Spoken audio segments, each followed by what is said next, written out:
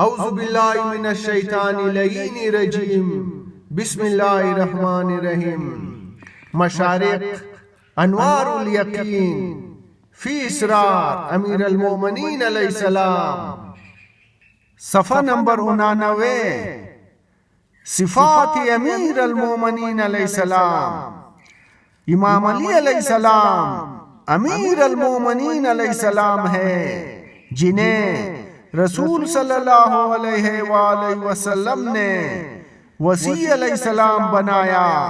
اللہ نے پاک طینت سے بنایا. آپ عدل و انصاف کرنے والے حاکم ہیں. ہر خصیہ میں سب سے اعلیٰ اور سب کے امام ہیں.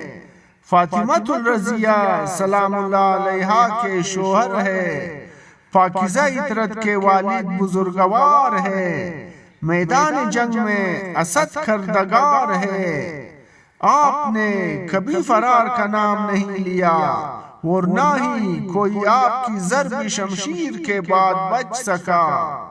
جس فوج نے مقابلہ کیا آپ سے وہ ہار کر رہی اور آپ نے جس علم کو اٹھایا وہ سر بلند رہا. کوئی پہلوان آپ کی گرفت سے نہ نکل سکا اور کوئی سرما آپ کی تلوار سے زندہ نہ جا سکا. جس جنگ پر گئے فتح نے قدم بوسی کی اور جس فوج پر حملہ کیا انہوں نے ایسی دوڑ لگائی کہ مڑ کر نہ دیکھا. بڑے بڑوں کے چکے چھوٹ گئے. آپ کی بلند چھلانگ جو آپ نے عمروں پر حملہ کرتے وقت لگائی تھی 40 ہاتھ کی تھی اور وہاں سے خلف کی طرف 20 ہاتھ کی.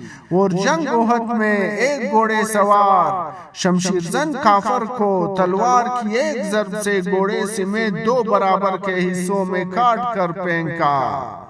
پھر اس کے بعد 17 فوجی یونٹوں پر حملہ کیا جن کی کل تعداد 70,000 تھی اور وہ سب کے سب بکھر گئے اور اس طرح ان کی صف بندی ٹوٹ گئی. ایسی جنگ نہ کسی نے دیکھی نہ سنی.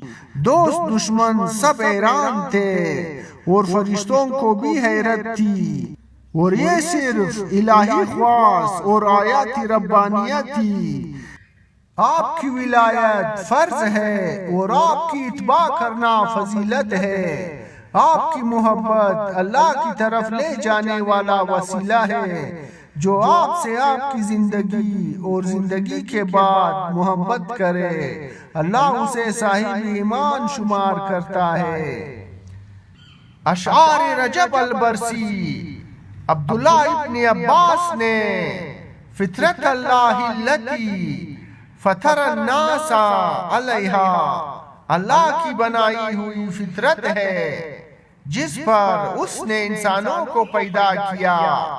سورہ روم آیت نمبر 30 کی تفسیر میں کہا ہے کہ فطرت سے مراد 3 کلمے ہیں. نمبر 1 لا الہ الا اللہ.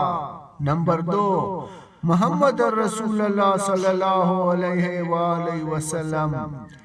نمبر 3 علی ولی اللہ وصی رسول اللہ صلی اللہ علیہ وآلہ وسلم.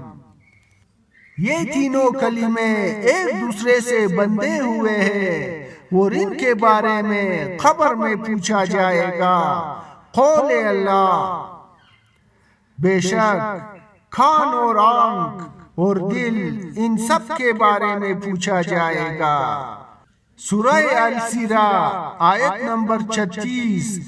آیت میں سمیع سے مراد توحید، بصر سے مراد نبوت اور فواد سے مراد ولایت ہے.